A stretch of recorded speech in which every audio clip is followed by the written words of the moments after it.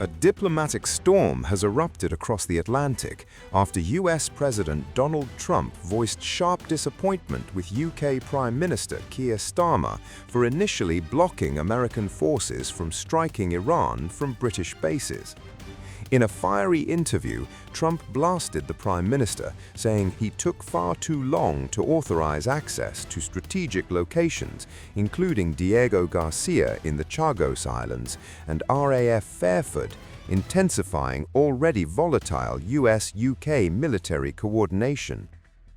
The comments have sent shockwaves through diplomatic circles, igniting fears of strained transatlantic ties at a critical moment of Middle East conflict. "That's probably never happened between our countries before," Trump said, suggesting Starmer hesitated over legal concerns. The public rebuke has laid bare rare tensions in the so-called special relationship at a moment of escalating war in the Middle East. Downing Street had originally denied US permission, citing international law, but as Iranian missiles and drones rained down across the region and a British RAF base in Cyprus was struck by a one-way attack drone, Starmer reversed course. On Sunday night, he authorized the US to use British bases for what he called specific and limited defensive purposes, aimed at destroying Iranian missile capabilities at source.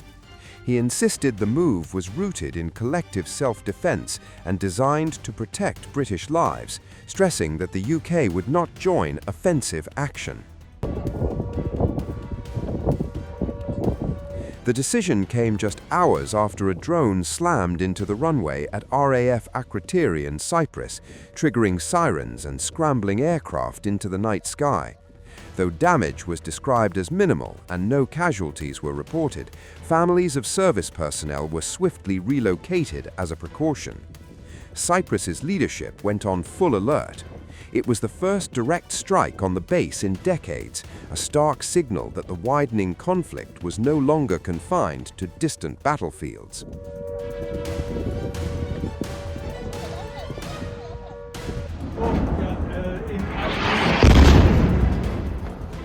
Iran's retaliation followed a dramatic US-Israeli offensive that reportedly killed Supreme Leader Ali Khamenei and dismantled large parts of Tehran's military leadership within 48 hours.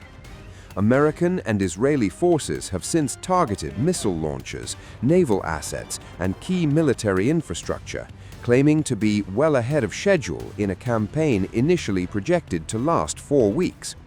Trump signaled that Iran's interim leaders now want a deal, saying, "They want to make a deal badly. I said you should have made it a week ago."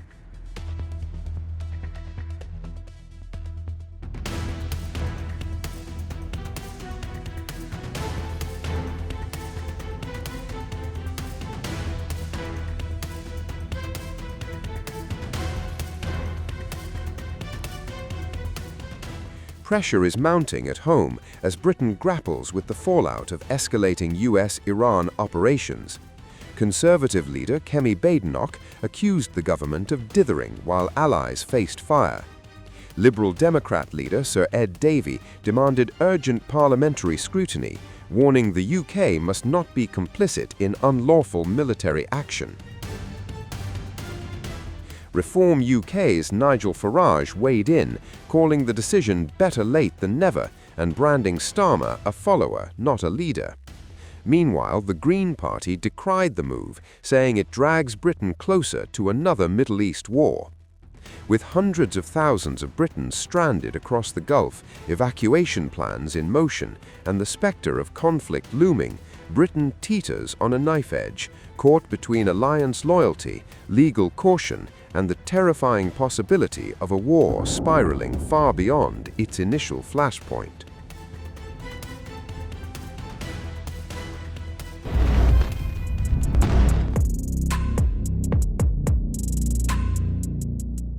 Iran hits Europe.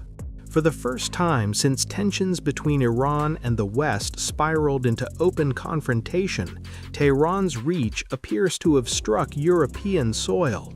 Overnight, powerful explosions tore through the skies above RAF Akrotiri in Cyprus, a critical Royal Air Force base hosting around 2,000 British personnel and their families.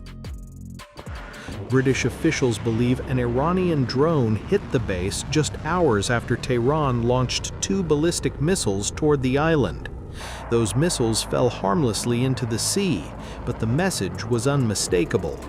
Shortly before midnight, a security threat was declared.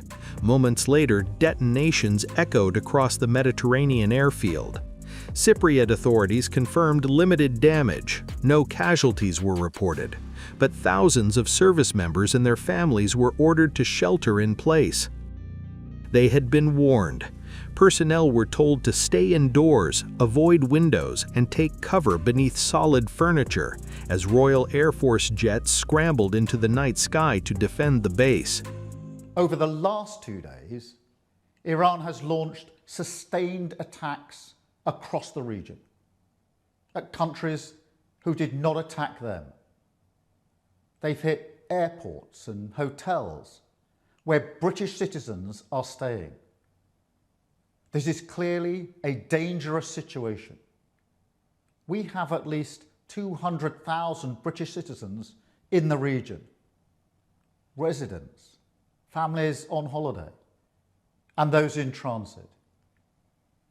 I ask all our people in the region to please register your presence and follow Foreign Office travel advice.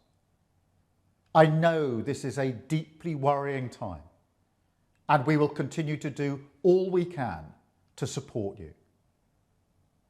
Our armed forces, who are located across the region, are also being put at risk by Iran's actions. Yesterday, Iran hit a military base in Bahrain, narrowly missing British personnel. The death of the supreme leader will not stop Iran from launching these strikes. Their approach is becoming even more reckless and more dangerous to civilians. Iran had already fired 2 missiles toward Cyprus earlier on Sunday, according to Defense Secretary John Healey. Officials initially said they could not confirm whether British bases were the intended targets. Now the calculus appears to have changed. The concern now, of course, is that this regime is lashing out. It's lashing out in an increasingly indiscriminate and widespread way. And people will be really concerned that it's not just military targets, but civilian airports like Kuwait, hotels in Dubai and Bahrain are being hit. And so that's why we've strengthened the UK defences in the region. RAF Akrotiri is no ordinary installation. The base supports British forces stationed in Cyprus and serves as a forward operating hub for missions across the Middle East. Its strategic location makes it central to Britain's regional military posture.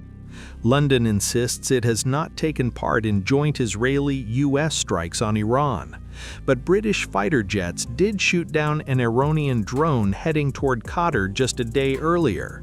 That interception may have placed Britain squarely in Tehran's crosshairs. The strike also intensifies pressure on Prime Minister Starmer, who has sought to distance the United Kingdom from direct involvement in attacks on Iran.